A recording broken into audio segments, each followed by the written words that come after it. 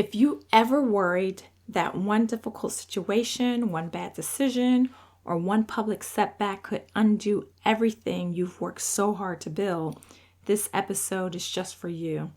Today, I'm not talking about criminal behavior or unethical conduct. No, those require accountability and are a totally different conversation.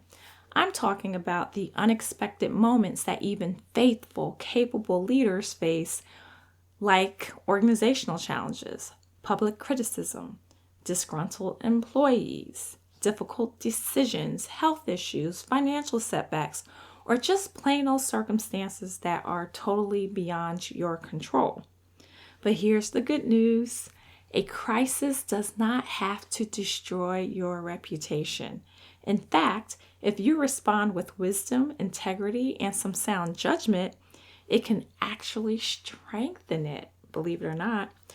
Today, I'm sharing 4 practical principles I learned while leading communications through one of the most challenging moments of my career.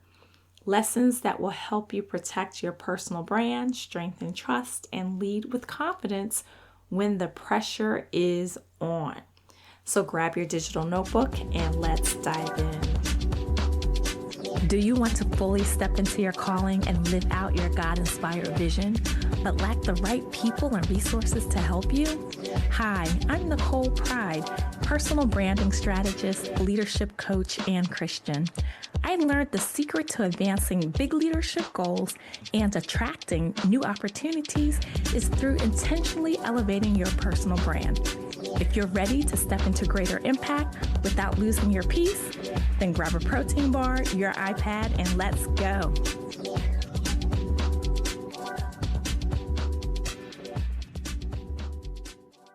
Hello, ambitious leader. I am so glad you joined me today. Before we get started, though, would you just do me one quick favor? Please rate this podcast, then leave a review. It only takes a minute, and it helps other ambitious leaders just like you discover these conversations so they too can grow in their leadership and expand their impact. Also, if today's episode resonates with you and you are ready for personalized guidance, I would love to help. Visit NicolePride.com/contact. NicolePride.com/contact to book a brand strength audit. Together, we will assess your greatest strengths, identify what may be limiting your growth, and create a clear strategy to strengthen your leadership and elevate your personal brand. Doesn't that sound great? Okay, so there you have it. Now let's get to it. So I want you to imagine this. Imagine waking up one morning to thousands of people flooding your social media feeds. Yes, parents desperately trying to confirm whether their son or daughter was safe. Family members and friends searching for answers. National news outlets calling for interviews. Everyone wanted information, and they were looking to us.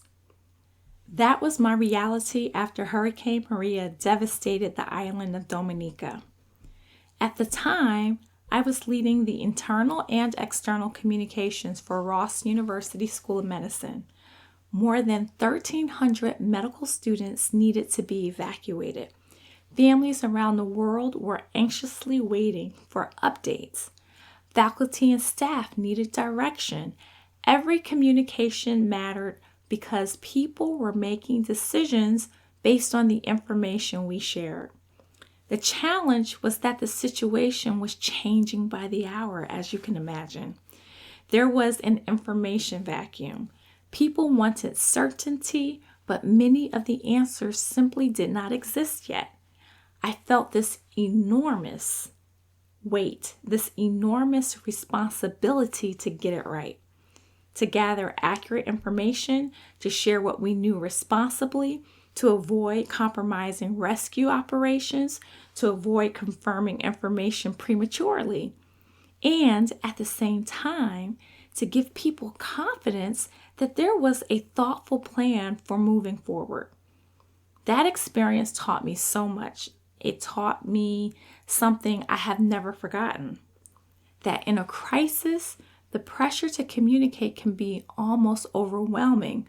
People want immediate answers. The media wants interviews. Social media demands explanations. But leadership is not about satisfying every demand for information. Leadership is about exercising sound judgment. It is about communicating what people need to know when they need to know it, while protecting the integrity of the process and the people depending on your leadership. So looking back, I also realized something else. Every leader needs a trusted second seat leader. Someone who can help you think clearly under pressure. Someone who brings wisdom when emotions are running high. Someone who helps you make thoughtful decisions before you communicate them publicly. See, that was my role for our cabinet leaders during one of the most challenging moments of my career. And it is the same role I serve today for CEOs, public leaders, pastors, and executives. Hurricane Maria taught me that a crisis does not automatically destroy your reputation. A crisis, really, what it does is reveal leadership. And your response becomes part of your reputation. You see, today, I want to share 4 principles that will help you protect your personal brand when life does not go according to plan. That first principle is assess before you address. Not every difficult situation is a reputation crisis. It just isn't. And one of the biggest mistakes leaders make is assuming that every criticism, every misunderstanding, every negative comment, or every setback requires an immediate public response. It doesn't. And one thing you should know is that not all crises are crises.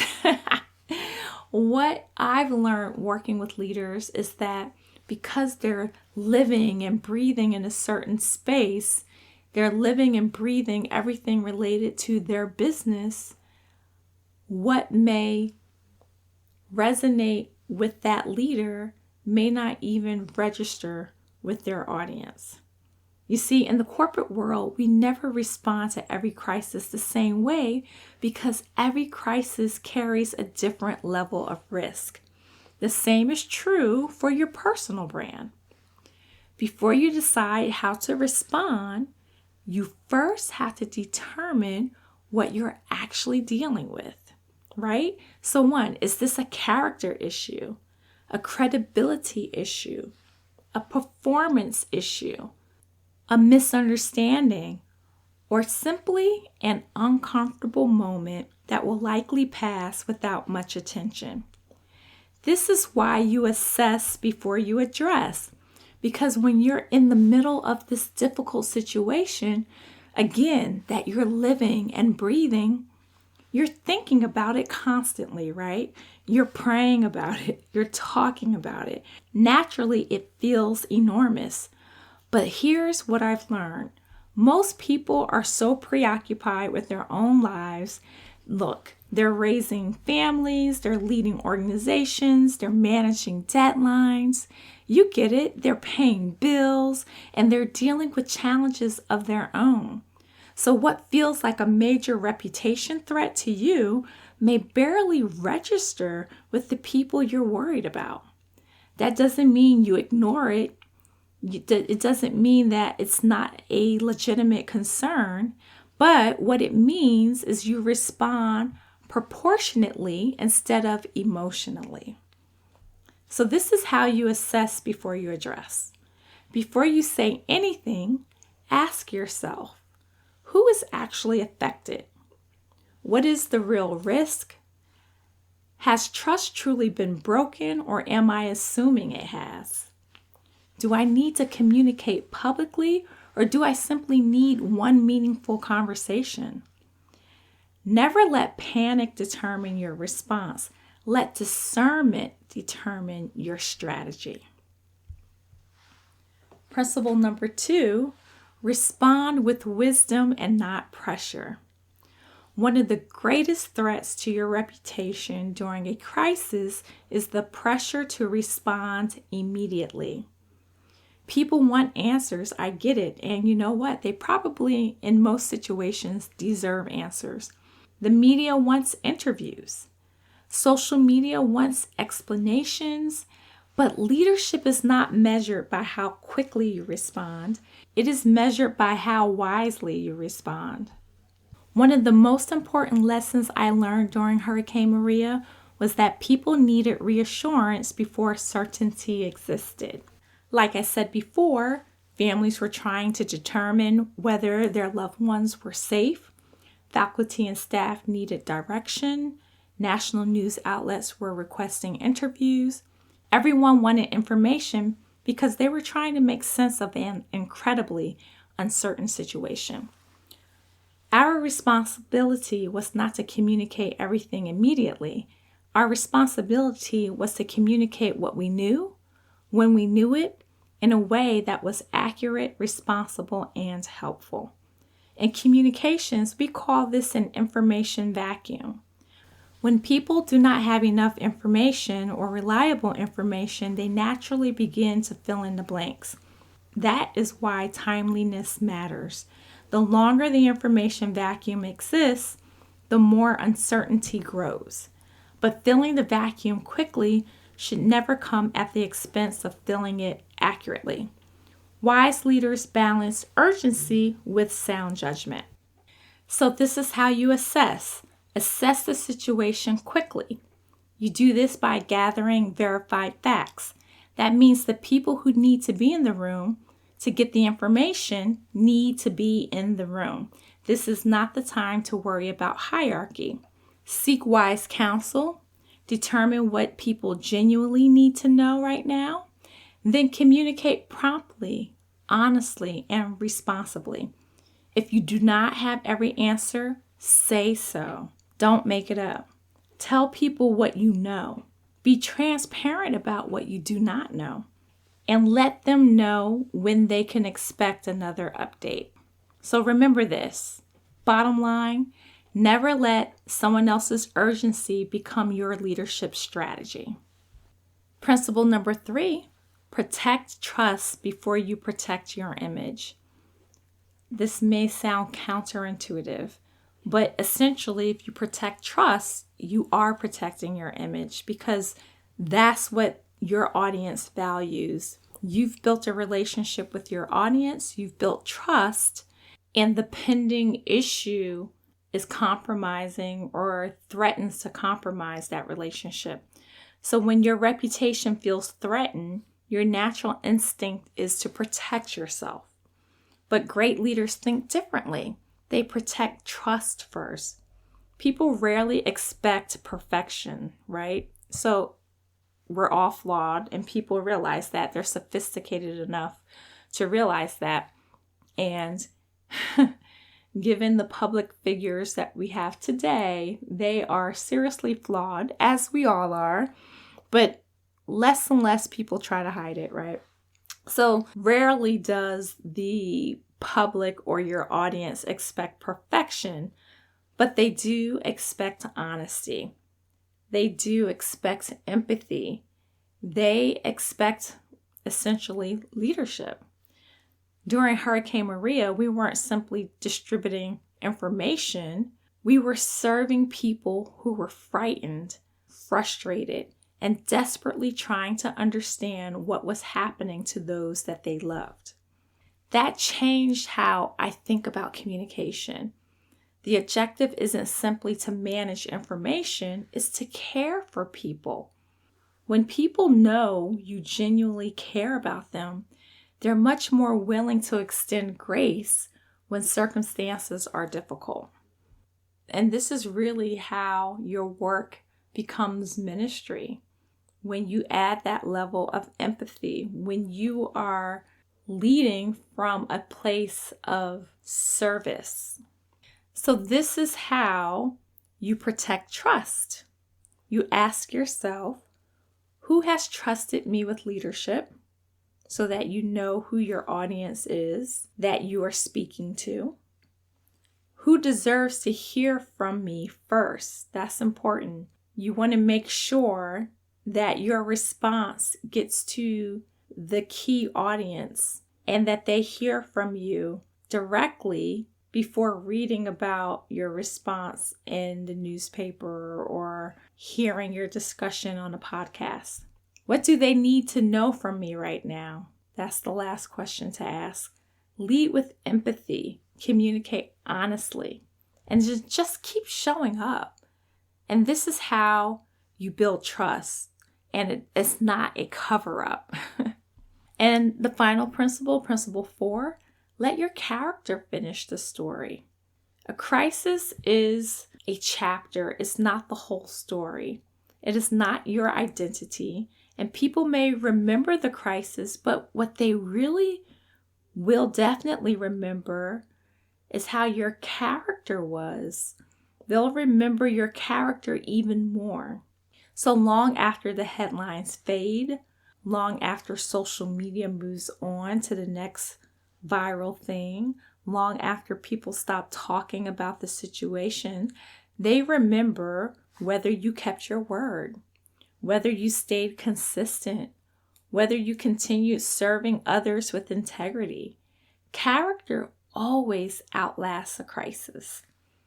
So just continue leading through the crisis. Continue serving past the crisis because it will end. And when it's over, you need to still lead with strength, wisdom, and integrity. Continue communicating. Don't hide under a rock. Be as public as you were prior to the incident. Honor your commitments and do not allow one difficult season to define the rest of your leadership journey. A crisis may become part of your story, but it does not have to be your whole identity. So as we wrap this up, I just want you to remember this. A crisis does not have to define your reputation, but what it will do is reveal your leadership. The way you assess the situation, the way you communicate under pressure, the way you care for the people who are depending on you, and the way that you lead after the crisis has passed will become part of your story. And let me say that again. The way that you assess the situation, communicate under pressure, care for people who are depending on you, and lead after the crisis has passed, after the crisis has moved on, that will become part of your story. So the next time you find yourself facing a difficult season, resist the urge to react immediately. Pause, respond with wisdom, protect trust, lead with character. And remember, your personal brand is not built during your easiest moments. It is often strengthened during your most difficult ones. If you are navigating a leadership challenge or simply want to strengthen your personal brand before a crisis comes, I would love to help. And preparing your brand before the crisis is so critical. And doing the brand work helps you to mitigate future crises. Schedule a consultation with me at NicolePride.com/contact. And then together we will conduct a personal brand audit. We identify your greatest opportunities for growth and build a reputation that faithfully reflects the leader you have already become. So until next time, keep leading with wisdom, steward your calling well, and remember, your personal brand is not built by avoiding difficult moments. It is strengthened by how you lead through them. Hey, ambitious leader, I hope you enjoyed today's episode. If so, would you take 30 seconds and share with another leader who you want to encourage? Also, please leave a quick review for the show on Apple Podcasts. I just get so energized to know this podcast is helping you. Okay, I'm going to take one step today to let my leadership shine. What about you? God willing, meet you back next week for another episode.